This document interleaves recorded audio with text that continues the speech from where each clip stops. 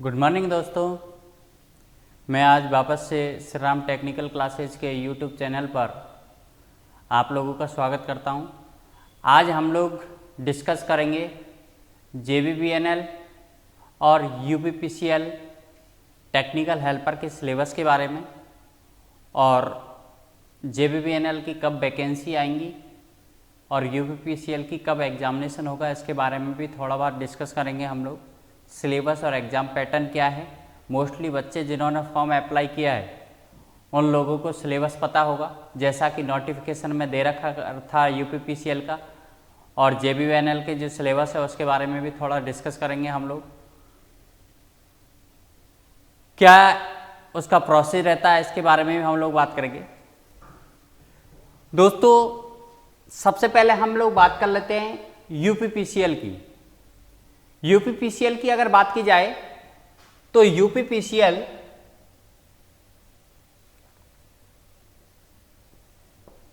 की जो TG2 की वैकेंसी आई थी, जिसे TG2 टेक्निकल ग्रेड 2 कहा जाता था, लेकिन इस बार जो नोटिफिकेशन आया है उसमें टेक्नीशियन ही कहा गया है उनको, या टेक्निकल हेल्पर जिसे कहते हैं हम लोग, उसी की वैकेंसीज होती है, उसका नाम अलग अलग रख दिया जाता है।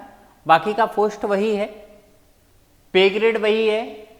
ये L4 पे ग्रेड की वैकेंसीज होती है, जिसमें अप्रॉक्सीमेटली 27,000 के अराउंडिंग आप लोगों को यूपी में सैलरी होती है, पे होती है। इसमें आप लोगों को अगर बात करेंगे हम लोग तो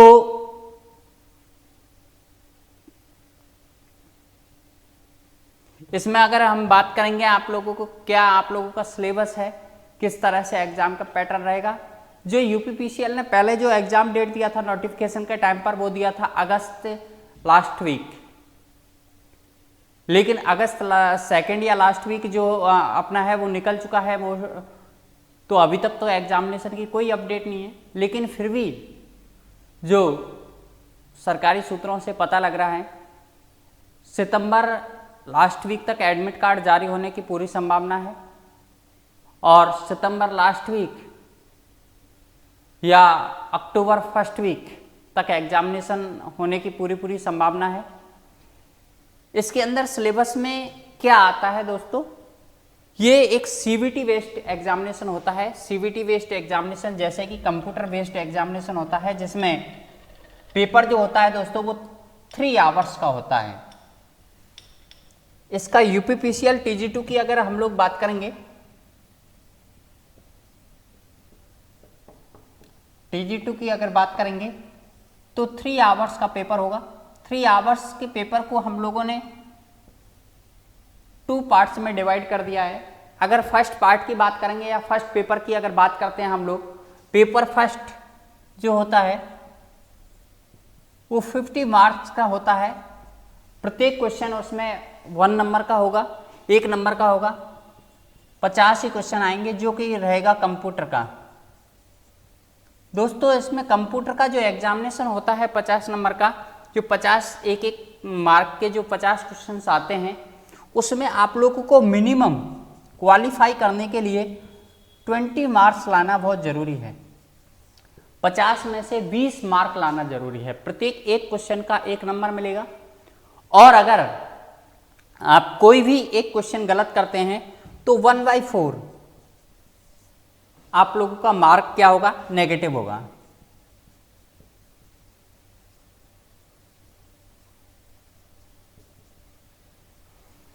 वन बाई 4 नेगेटिव मार्किंग रहेगी इसमें, जिसमें 20 मार्क आप लोगों को मिनिमम लाना बहुत कंपलसरी होता है। अगर 20 मार्क्स आप लोगों के नहीं आते हैं तो सेकंड पेपर जो होता है हमारा, वो आप लोगों का जांच ही नहीं होगा। सेकंड पेपर जो होगा वो जांच ही नहीं होगा। इसमें दोस्तों जो 3 घंटे का पेपर होता है, फर्स्ट पेपर जैसे सबमिट होता है, दूसरा पेपर आप लोगों को ओपन हो जाता है और दूसरा पेपर आप लोगों का चालू हो जाता है। ये दूसरा पेपर जो है आप लोगों का, इसमें क्या आएगा इसके बारे में हम लोग थोड़ा सा डिस्कस करेंगे। और ये सेकंड पेपर जो है ये भी CBT बेस्ड ही रहेगा।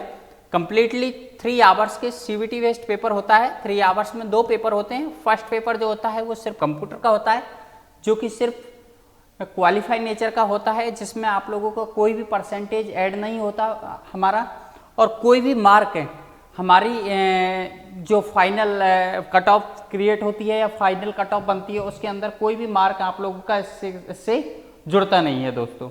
तो ध्यान रखो, ये सिर्फ क्वालिफाई नेचर का होता है। सेकंड अगर हम लोग पेपर की बात करते हैं तो सेकंड पेपर में क्या होगा, सेकंड पेपर के अंदर आप लोगों का कुछ नॉन टेक पार्ट्स आएगा। जो नॉन टेक पार्ट्स रहेगा वो आप लोगों का रहेगा 50 क्वेश्चन रहेंगे, प्रत्येक क्वेश्चन 1 मार्क का रहता है। तो इस हिसाब से 50 नंबर का नॉन टेक आएगा आप लोगों का दोस्तों। 50 नंबर के नॉन टेक में क्या क्या आएगा आप लोगों का, इसमें आप लोगों का जीके एंड रीजनिंग की अगर बात करते हैं तो ये 20 क्वेश्चन आते हैं जिनका मार्क निर्धारित होता है 20, मतलब प्रत्येक क्वेश्चन 1 नंबर का होगा, 20 क्वेश्चन होंगे, 20 मार्क के आएंगे, जिसमें जीके और रीजनिंग आएगा। अगर हम दूसरी बात करते हैं तो हिंदी आएगी। ये हिंदी जो होगी आप लोगों की वो 10th लेवल की होगी। ये हिंदी कितने क्वेश्चन आएंगे, इसके 15 क्वेश्चन आएंगे जो कि 15 मार्क के होंगे। अगर हम तीसरी सब्जेक्ट की बात करते हैं वो आएगा आपका इंग्लिश, वो भी 10th स्टैंडर्ड का आएगा। इसके भी 15 क्वेश्चन होंगे जो कि 15 मार्क के होंगे। दोस्तों ये तो आप लोगों का रहा नॉन टेक पार्ट्स। इसके बाद हम लोग बात करते हैं मेन पार्ट्स की, जो आप लोगों का टेक्निकल पार्ट्स आता है वो कितने क्वेश्चन आते हैं। दोस्तों कितने क्वेश्चन हुए यहाँ पर, 20 और 30 50 क्वेश्चन, जो कि कितने मार्क के हुए टोटल आप लोगों का 50 मार्क के। दोस्तों ये सेकंड पेपर जो होता है वो 200 मार्क का होता है, इसके अंदर 200 क्वेश्चन आते हैं। टोटल मार्क्स की अगर बात की जाए सेकंड पेपर की तो 200 मार्क का होगा, 200 नंबर का होगा, और जिसमें क्वेश्चन भी कितने पूछे जाएंगे, 200 क्वेश्चन पूछे जाएंगे। दोस्तों अभी बचे हुए हैं आप लोगों के पास 150 क्वेश्चन। तो आप लोगों का 150 क्वेश्चन क्या आता है, 150 क्वेश्चन की अगर बात की जाए तो दोस्तों सेकंड पेपर के अंदर 150 क्वेश्चन आप लोगों का आता है टेक्निकल,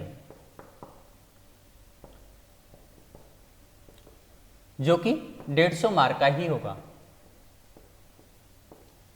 तो दोस्तों इस तरीके से हम लोगों ने देखा कि सिलेबस के अंदर जो पार्ट्स आते हैं उसमें नॉन टेक पार्ट्स की अगर बात करते हैं तो उसकी बहुत कम वेटेज है, लगभग 75% वेटेज, 75% वेटेज आप लोगों का किसका है, टेक्निकल का वेटेज है। बाकी का हम लोग अगर बात करते हैं सिर्फ 50 नंबर की आप लोगों की क्या है, ओनली नॉन टेक है, जिसमें भी आप लोगों को जीके, रीजनिंग, हिंदी और इंग्लिश इंक्लूड होगा। तो दोस्तों अगर आपको सिलेक्शन लेना है तो आप लोगों को टेक्निकल पर पूरी तरह से फोकस करना पड़ेगा। जो स्टूडेंट्स ने फॉर्म अप्लाई किया वो किसी न किसी गाइड का सहारा लेकर पहले से प्रिपेयर हो रहे होंगे या प्रिपरेशन कर रहे होंगे, या किसी भी ऑनलाइन प्लेटफॉर्म का सहारा लेकर वो पढ़ रहे होंगे। अगर हम बात करते हैं TG2 की तो दोस्तों जो एग्जामिनेशन का लेवल है वो काफ़ी अच्छा लेवल आता है, तो इसलिए हम लोगों को अनऑथराइज बुक या लो लेवल की बुक हैं ये जो मोस्टली ज़्यादातर अवेलेबल हैं मार्केट के अंदर, उनको हम पढ़ते हैं तो मुश्किल हो जाता है क्वालिफाई करना। तो हम लोग कोई ओरिएंटेड बुक अगर रेफ़र करें या फिर हम लोग कोई बढ़िया टीचर से मार्गदर्शन में हम लोग पढ़ें, लेकिन लॉकडाउन होने की वजह से टीचर्स का मार्गदर्शन ऑफलाइन हो नहीं पा रहा है, तो ऑनलाइन प्लेटफॉर्म का सहारा ले सकते हैं। तो इसीलिए दोस्तों काफ़ी बच्चों की डिमांड थी कि सर UPPCL का हम लोगों ने फॉर्म अप्लाई किया है, तो आप लोग ऑनलाइन टेस्ट सीरीज या ऑनलाइन सिलेबस मुहैया करवाइए। इसमें दोस्तों हम कोशिश करेंगे लगभग 1 से 1.5 महीने का टाइम तो मिनिमम मिले, अभी है ही है कि इससे पहले तो एग्जामिनेशन होगा नहीं, बाकी का देखते हैं कोविड-19 की वजह से कब होता है। और दोस्तों एक बात और ध्यान रखना, इसमें जो एग्जामिनेशन होता है वो कई शिफ्टों में हो सकता है, नंबर ऑफ कैंडिडेट्स ज़्यादा होने की वजह से, लेकिन जो शिफ्ट वाइज एग्जामिनेशन होता है उसमें नॉर्मलाइजेशन होगा। नॉर्मलाइजेशन जैसे कि आप लोग अन्य डिपार्टमेंट्स के अंदर होता है, क्योंकि एक ही शिफ्ट में पेपर होता है, रिजल्ट एक साथ बना दिया जाता है, बाकी का हार्डनेस के हिसाब से अलग अलग शिफ्टों का नॉर्मलाइजेशन किया जाता है। जब एग्जामिनेशन एक से अधिक शिफ्टों में होता है तो टेंशन लेने की ऐसी कोई आवश्यकता नहीं है कि किसी शिफ्ट में कैसा पेपर इजी आएगा, किसी में हार्ड आएगा। तो प्रत्येक शिफ्ट का पेपर जो होता है नॉर्मलाइजेशन के तहत ही रिजल्ट डिक्लेयर किया जाता है। बाकी का दोस्तों पूरी संभावना है, हालांकि पोस्ट बहुत कम थी, थोड़ा सा कंपटीशन बहुत टफ होगा। अदर स्टेट की अगर बात करते हैं, यूपी पीसीएल में जो उत्तर प्रदेश या यूपी से अदर स्टेट के बच्चे हैं, राजस्थान है, तो हम लोग अगर बात करते हैं अदर स्टेट की तो अनरिजर्व में काउंट होंगे, किसी रिजर्व कैटेगरी के अंदर काउंट नहीं होंगे। वहाँ पर अगर यूपी में फॉर्म आप लोग यूपी पीसीएल में फॉर्म भरा होगा तो अनरिजर्व में काउंट होंगे। वहाँ पर आप लोगों का कोई कास्ट सर्टिफिकेट या फिर आप लोगों का ओबीसी एसटी एससी ये में इंक्लूड नहीं होंगे आप लोग, जो कि आपने फॉर्म अप्लाई किया होगा तो उस टाइम पे भी आप लोगों को पता लग गया होगा।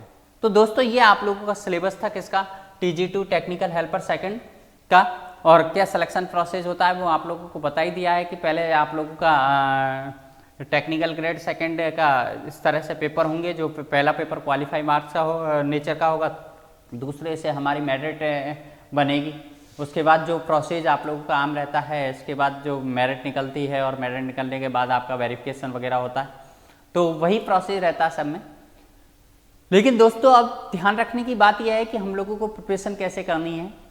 काफ़ी टाइम निकल चुका है और कब एग्जामिनेशन होता है इसका तो कंफर्म नहीं कह सकते, लेकिन फिर भी एग्जामिनेशन तक हम कैसे प्रिपेयर हो के चलें और कैसे अपनी प्रिपरेशन करें, इसके बारे में भी थोड़ा सा हम लोग डिस्कस कर लेते हैं।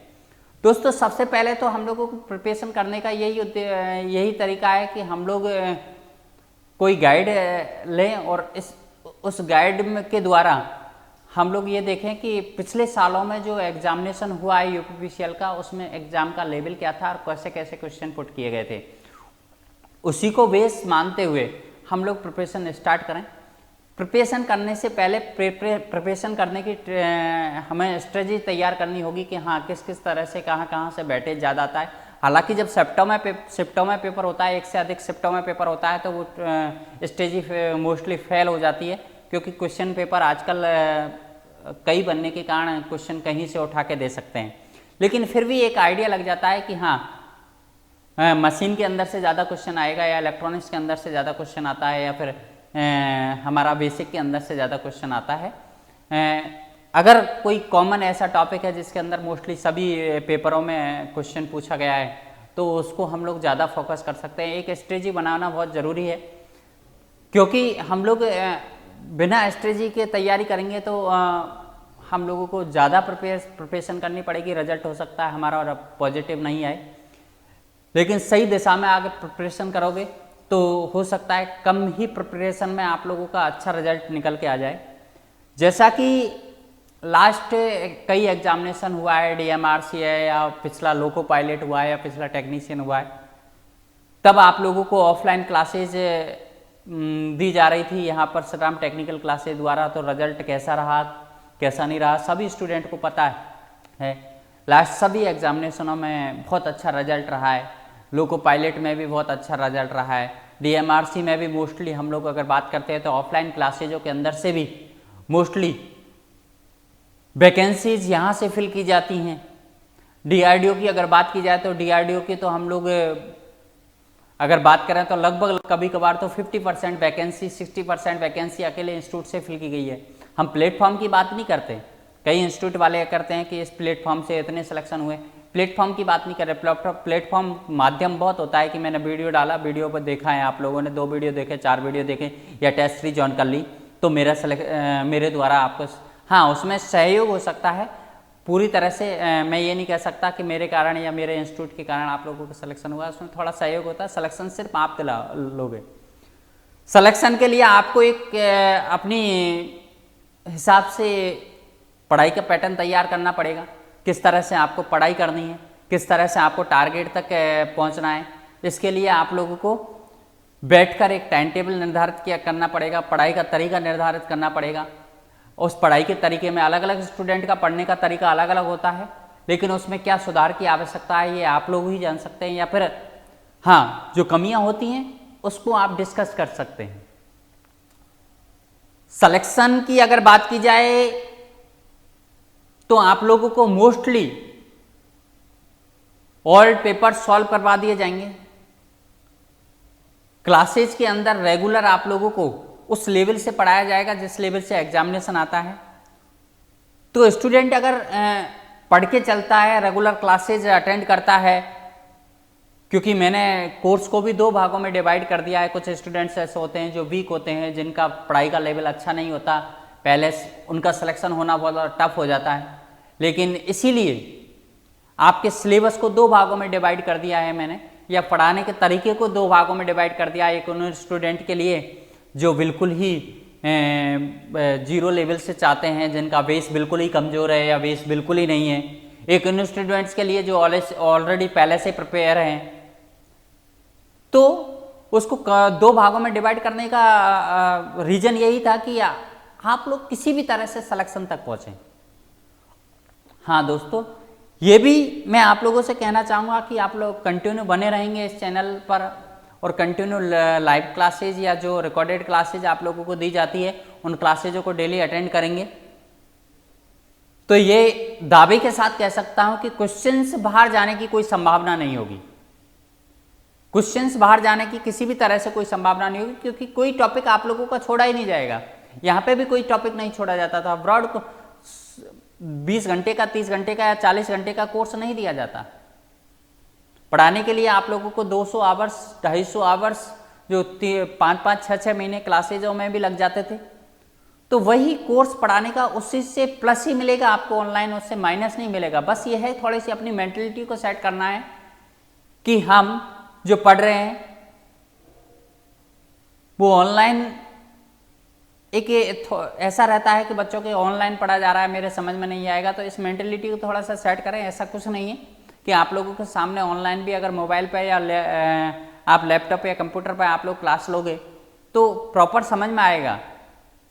बस थोड़ी सी नेगेटिविटी रहती है जो ऑनलाइन की बच्चों के प्रति, जो लो क्लास के बच्चे हैं या फिर मिडिल क्लास के बच्चे हैं, उनमें थोड़ी सी नेगेटिविटी रहती है ये कि हाँ ऑनलाइन क्लासेज मेरे समझ में नहीं आएगी। ये मेंटलिटी पहले से ऑलरेडी सेट है, उसको थोड़ा सा उससे बाहर निकलिए, अच्छा समझ में आएगा और प्रिपेयर होके चलिए। सबसे जो मेन चीज है क्लास के अलावा वो है क्वेश्चन सेशन। क्वेश्चन सेशन से क्या होता है, आप लोगों को पता लगता है कि हाँ मैं अभी कहाँ स्टैंड कर रहा हूँ। क्वेश्चन सेशन को आप लोग डेली अटेंड कीजिएगा। क्वेश्चन सेशन चालू कर रहे हैं हम लोग, क्वेश्चन सेशन को डेली अटेंड करेंगे तो आप लोगों के डेली के 100-125 क्वेश्चन आप लोगों के डेली के अगर बोर्ड पर सॉल्व करवाए जाएंगे, विथ एक्सप्लेन करके समझाए जाएंगे, तो ऑलरेडी आप लोगों का लेवल है जो इंक्रीज होने लगेगा। कोशिश ये करेंगे हम लोग कि जो टॉपिक पढ़ाया जा रहा है उस टॉपिक के हिसाब से भी क्वेश्चन सेशन हम लोग चलाएं, ताकि क्वेश्चन को समझने में आसानी कब होती है, जब हम उस टॉपिक को पढ़ चुके होते हैं। अगर हमने किसी टॉपिक को पढ़ा ही नहीं है और हम उसके क्वेश्चन के बारे में डिस्कस कर रहे हैं तो वो क्वेश्चन समझ में आना पॉसिबल नहीं है। किसी ट्रांसफार्मर के क्वेश्चन की बात की जाए या डीसी मशीन के क्वेश्चन की बात की जाए या इलेक्ट्रिकल के किसी भी क्वेश्चन की बात की जाए, अगर उस टॉपिक के बारे में हम लोगों को नॉलेज नहीं है जिस टॉपिक से वो क्वेश्चन उठाया गया है, तो ऐसी कंडीशन में उस क्वेश्चन को पूरी तरह से समझना पॉसिबल नहीं है किसी भी तरीके से। हाँ रट सकते हो आप लोग, जो कि आप लोगों का एग्जामिनेशन के अंदर काम नहीं आने वाला, क्योंकि एग्जामिनेशन में क्वेश्चन ऐसा नहीं आएगा शायद जैसा मैं बोर्ड पर आप लोगों को समझाऊंगा। हो सकता है उससे रिलेटेड कोई क्वेश्चन पूछ लिया जाए। वो रिलेटेड क्वेश्चन सॉल्व कब होगा? वो रिलेटेड क्वेश्चन तब सॉल्व होगा जब हम लोग उस टॉपिक के बारे में पूरी तरह से नॉलेज लेंगे। तो कोशिश ये करना, जो आप लोगों का पुराने पेपर सॉल्व करवाए जाएं उनको तो पूरी तरह से अटेंड करना। कोशिश ये करना कि जो लेसन वाइज आप लोगों के क्वेश्चन सेशन चलाए जाएं उनको जरूर से जरूर 1 बार नहीं, 2 बार नहीं, 3 बार देखने के प्रयास करें, क्योंकि वो आप लोगों को यूट्यूब पर मिल जाएगा। लाइव क्लासेस चलाई जाएगी जिसमें आप लोग यूपीपीसीएल की प्रिपरेशन कर सकते हैं। इसके अलावा दोस्तों अगर हम सिलेबस की बात करें, दूसरा अपना टेक्निकल हेल्पर जिसकी आप लोग कहोगे सर वैकेंसी कब आएंगी, तो वैकेंसी दोस्तों बहुत जल्दी आने वाली है। काफ़ी बार नोटिफिकेशन न्यूज़पेपर्स के अंदर उसके बारे में इंफॉर्मेशन आई है, लेकिन ऑफिशियल साइट पर कोई नोटिफिकेशन अभी तक आया नहीं है या कोई इन्फॉर्मेशन आई नहीं है। न्यूज़पेपर के माध्यम से, गवर्नमेंट के माध्यम से ये बार बार सुना गया है कि वैकेंसीज आने वाली है, वैकेंसीज आने वाली हैं। कब आएंगी? जो आने का जो चांसेस लग रहा है कि है, जिस तरह से कई बार देख रहे हैं कि कई नई वैकेंसीज क्रिएट की जा रही हैं, उस हिसाब से अगर देखा जाए तो मोस्टली दिसंबर से पहले पहले वैकेंसीज हर हालत में आ जानी चाहिए। तो दोस्तों हम लोगों को प्रिपेयर रहना है। वैकेंसी चाहे आप लोगों का अक्टूबर में आए, चाहे सितंबर में आए, चाहे दिसंबर में आए, लेकिन हम लोगों को पहले से ही प्रिपेयर होना है। अगर टेक्निकल के सिलेबस की अगर बात की जाए तो टेक्निकल का सिलेबस में कोई डिफरेंस नहीं है। अगर हम लोग अगर बात करेंगे किसकी, हिंदी और इंग्लिश की, तो ये हिंदी इंग्लिश राजस्थान में नहीं आता है, ना ही कंप्यूटर बेस्ड कंप्यूटर का एग्जामिनेशन होता। हालांकि पिछली बार से जो एग्जामिनेशन होने लगा है यहाँ पर, वो भी कंप्यूटर बेस्ड एग्जामिनेशन होने लगा है, लेकिन कंप्यूटर का कोई भी पेपर उसके अंदर आता नहीं है जैसे कि यूपी में आता है। क्या रहता है पेपर का शेड्यूल मोस्टली बच्चों को पता है, लेकिन फिर भी एक बार थोड़ा सा डिस्कस कर लेते हैं हम लोग।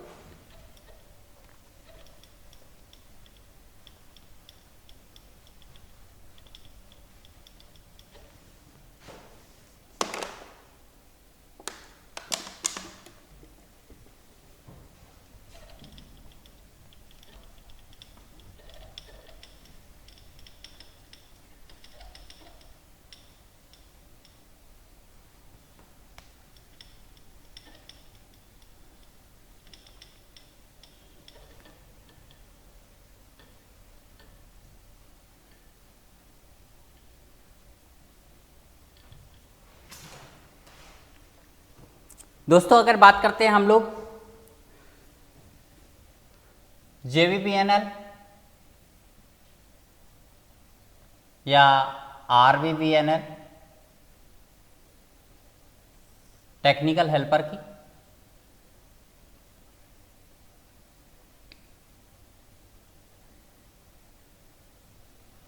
तो यहां पर जो सिलेबस होता है दोस्तों, उसमें भी 2 पार्ट्स आते हैं, लेकिन पेपर एक ही होगा दोस्तों, ये ध्यान रखना। यहां पर पहला पार्ट्स जो आता है वो नॉन टेक पार्ट्स आता है। नॉन टेक पार्ट्स में 50 क्वेश्चन आते हैं, 50 मार्क के, 15 मार्क्स से 50 क्वेश्चन रहेंगे। प्रत्येक क्वेश्चन 1 नंबर का रहेगा, टोटल 50 मार्क। क्या आएगा दोस्तों इसमें आएगा आप लोगों का मैथ्स और राजस्थान जीके। दोस्तों पहले मैथ्स के जो क्वेश्चन आते थे वो 4-5 क्वेश्चन आते थे मोस्टली, ज़्यादातर और ज़्यादा से ज़्यादा मैक्सिमम आते थे वो 10 क्वेश्चन आते थे, बाकी का 40 नंबर की राजस्थान जीके आती थी। लेकिन पिछला जो कंप्यूटर बेस्ड एग्जामिनेशन हुआ था टेक्निकल हेल्पर का, उसको अगर ध्यान में रखा जाए तो विदाउट इन्फॉर्मेशन उन्होंने थोड़ा सा एग्जाम का पैटर्न या पिछले हमारा जो बैटेज था मैथ और जीके का, उसको चेंजेस कर दिया था। क्या था, 25 क्वेश्चंस आप लोगों के मैथ्स के आए थे और 25 क्वेश्चंस ही किसके आए थे, आपके राजस्थान जीके के। मैथ्स का वेटेज बढ़ा दिया था, राजस्थान जीके का जो वेटेज था वो पहले की तुलना में कम कर दिया था, इक्वली वेटेज कर दिया दोनों का। तो हम तो यही है कि पिछला जो सिलेबस है उसी के अकॉर्डिंग प्रिपेयर होकर चलेंगे। और सिलेबस के अंदर डिवाइडेशन नहीं दे रखा होता है कि 25 क्वेश्चन इसके आएंगे, 25 क्वेश्चन इसके आएंगे, सिर्फ इतना दे रखा होता है कि 50 क्वेश्चन नॉन टेक के आएंगे। वो क्वेश्चन अप डाउन भी हो सकते हैं। तो हम लोगों को प्रिपेयर करके चलना राजस्थान जीके और मैथ्स किसके लिए, नॉन टेक के लिए। यहाँ पर इंग्लिश या हिंदी या नेशनल जीके नहीं आती है। हाँ, इसमें 2-4 क्वेश्चन साइंस के आ सकते हैं। अगर हम बात करते हैं टेक्निकल सिलेबस की, जो टेक्निकल सिलेबस रहेगा, उस टेक्निकल सिलेबस की अगर बात की जाए तो टेक्निकल सिलेबस में जो आता है आप लोगों का, वो आता है 100 क्वेश्चन। प्रत्येक क्वेश्चन 2 नंबर का होता है, 200 मार्क। दोस्तों अगर बात करते हैं तो टेक्निकल का यहाँ पर वेटेज बहुत ज़्यादा है। नंबर ऑफ क्वेश्चंस यूपीपीसीएल से कम है, लेकिन प्रत्येक क्वेश्चन ही 2 नंबर का रहेगा। तो 250 जो मार्क का जो टोटल पेपर रहेगा, वो 250 में से अकेला टेक्निकल जो होगा वो ही 200 नंबर का आएगा। नॉन टेक पार्ट जो होगा वो 50 नंबर का आएगा। तो टेक्निकल की इंपॉर्टेंस यहाँ पर और भी ज़्यादा है। सिलेबस की अगर बात करते हैं तो टेक्निकल के सिलेबस में कोई डिफरेंस नहीं है कि हम लोग यूपीपीसीएल के अंदर अलग पढ़ेंगे या इसके अंदर अलग पढ़ेंगे। टेक्निकल का सिलेबस समान है, बस टॉपिक के नाम दे रखे होते हैं, उनको हम लोगों को जो एनसीवीटी है उसके आधार पर पढ़ना होता है कि उसका सिलेबस क्या है। तो दोस्तों ये हमारे सिलेबस की बात की हम लोगों ने दोनों टेक्निकल हेल्पर की। वैकेंसीज के बारे में मैं कोई जैसे ही अपडेट आती है मैं आप लोगों को उसकी अपडेट देता रहूँगा। एग्जामिनेशन की जैसे कोई अपडेट आती है यूपीपीसीएल की एग्जामिनेशन की, उसकी भी मैं आप लोगों को अपडेट देता रहूँगा। एनीथिंग्स कोई भी वैकेंसीज आती है टेक्निकल से रिलेटेड किसी भी डिपार्टमेंट के, उसकी अपडेट आप लोगों को कंटिन्यू यहाँ पर मिलती रहेगी। दोस्तों आज के लिए हम लोग इतना ही करेंगे और यहाँ पर स्टॉप करेंगे। बाकी का नेक्स्ट क्लास जो लेके आऊँगा मैं आप लोगों के सामने, वो डायरेक्टली क्लास लेके आऊँगा और क्वेश्चन सेशन लेके आएंगे। तो क्लासेज कल से रेगुलर स्टार्ट है। सभी स्टूडेंट सुबह 9 बजे मॉर्निंग में 9 o'clock सुबह सभी स्टूडेंट्स क्लासेज अटेंड कर सकते हैं यूट्यूब चैनल के माध्यम से। ऐप पर कब से स्टार्ट होगी, वो लगभग 4 या 5 तारीख से स्टार्ट होगी, जिसकी इन्फॉर्मेशन मैं 2 दिन पहले आप लोगों को दे दूंगा कि ऐप पर इस टाइम से आप लोगों की क्लासेज स्टार्ट हो रही है। बाकी की अगर बात करते हैं तो कुछ पेपर उस पर ऑलरेडी भी डाले हुए हैं, लगभग 15 टेक्निकल के पेपर डाले हुए हैं और कुछ ही दिनों में बाकी के जेबीवीएनएल और यूपीपीसीएल के पेपर भी डल जाएंगे। तो वो टेस्ट सीरीज भी आप लोग अटेंड कर सकते हो, वो आप लोगों को जल्दी ही उस पर टेस्ट सीरीज मिल जाएगी और आप लोगों को वहाँ पर ऐप के थ्रू ऑनलाइन क्लासेज भी अवेलेबल होगी। सभी दोस्त SRTC ऐप डाउनलोड कर लें और जिससे आप लोगों को अगर उस पर कोई भी कोर्स डालेंगे या उसका नोटिफिकेशन आप लोगों को ऐप के थ्रू ही मिलता रहेगा। धन्यवाद दोस्तों। बाकी का हम लोग आप लोगों को वापस मिलते हैं कल सुबह 9 बजे टेक्निकल की क्लास लेकर। बी पॉजिटिव, प्रोफेशन को कंटिन्यू रखें।